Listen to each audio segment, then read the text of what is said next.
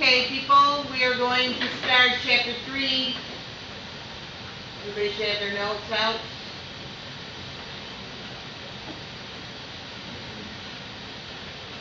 We've talked about the economy and some of the terms that you needed to know in the first couple chapters. Now, we're going to talk about the 3 economic questions that drive all economies. Doesn't matter where you live, these questions need to be answered.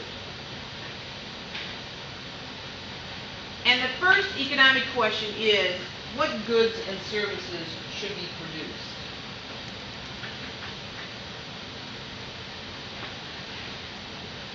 I mean, there's a reason that certain goods and services are produced. It's not just random.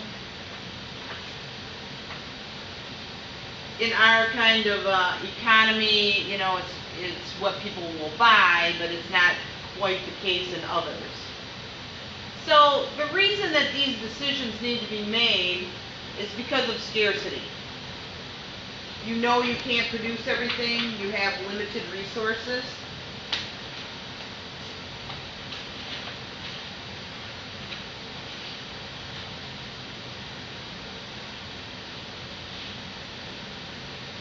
So you have to kind of look, especially if you are a market economy, what do consumers want and need? Okay, so you can do what they need, but in an economy like this, you also want to do what do people want? Even if it's nonsense, mostly in a market economy, you're trying to make some money. So you're trying to think of, what could consumers want? Why can I make something that I can make them want? Make myself some money. The second question: how are goods be produced? There's a lot of different ways. You could do it by production lines, assembly lines. It could be done, by hand. Every product done by one person. There's all different kinds of ways. You can do it by machines, by robotics, by all kinds of different ways. So you have to decide what is the most efficient way for me to produce my goods.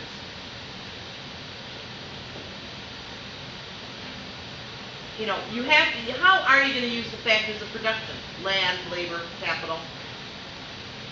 And we know that the fourth one could be entrepreneurship.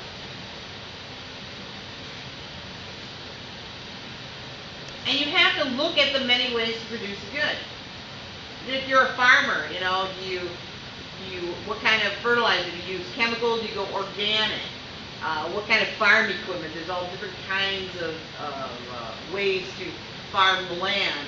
Becoming organic now, or no GMOs, all of that. That's becoming very popular. Not to use genetically modified seeds or growth hormones in the meat or the chickens.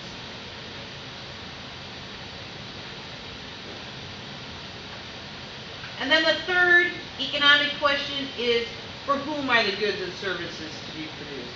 Who are the consumers of these?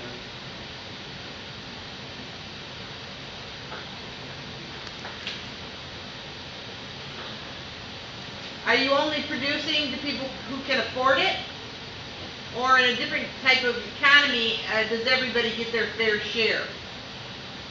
So you have to decide, how are you going to distribute these goods? Okay, there's a couple different philosophies about that. It's pay as you go. Either you pay for it or you don't get it, even if it's an essential thing. Or should we distribute it equally amongst, rich and poor? And if you had equal distribution, maybe you wouldn't have rich and poor. Everybody would be about the same.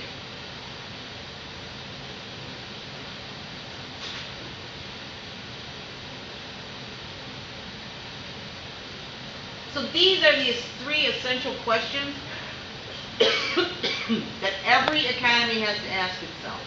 It doesn't matter what kind of economy it is. what goods and services to produce, how are you going to produce them, and who's going to get them. Now, depending on your economy, you will have different economic goals.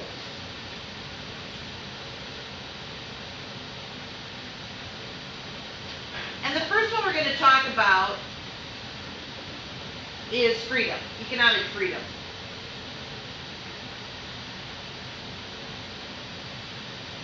So if you have an economy that has economic freedom, that means your economy is free to make its own economic decisions without the interference of government. Technically, this is the type of economy that we have, although we do have some government interference. It's difficult to be totally without interference. I think the freest market is Hong Kong. We're about 12th or 13th down the line, even though in our minds anyway, we invented this type of market, this free market. We're not the Jason. Are you taking notes? Shut that door for me. Okay, so economic freedom is one economic goal that that countries can go for, markets can go for. Economic efficiency is the second one. Now, we talked about the production possibilities frontier last chapter, about how if you were on the line, your country was using all of its resources efficiently. If you were under the line, you were an inefficient country. So efficiency becomes important to some markets. Bless you. If you are efficient, you're making the most of your resources.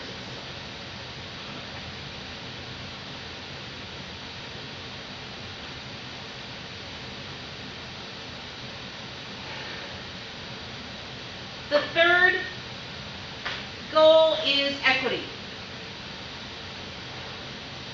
Economic equity means, equal, fair and just distribution of the society's wealth. These are like communistic countries, theoretically, or socialistic countries who sort of feel that, the rich make their money off the backs of the poor, and there should be a fair distribution of the wealth.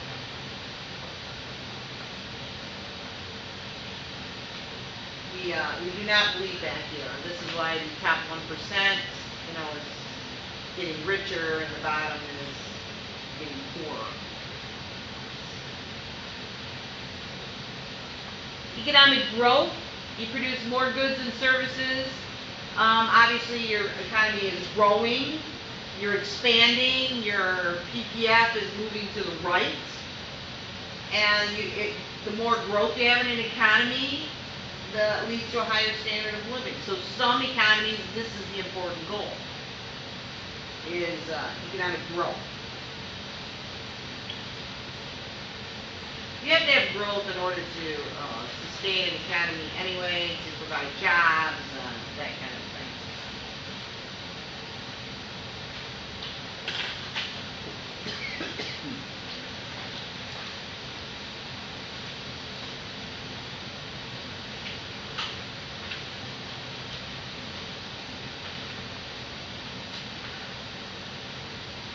The fifth goal is security. Well, he's going along with security. He looks mean, but he's securing the area. If security is your economy's main goal, then you are a country that seeks to provide for the less fortunate in your population. Making sure, there's some Scandinavian countries that this is their primary goal, to make sure that the less fortunate are fed and have health care and clothing. We do it to a large extent, but there's still people in our country who are hungry and who are homeless. And so we're going to stop it right now.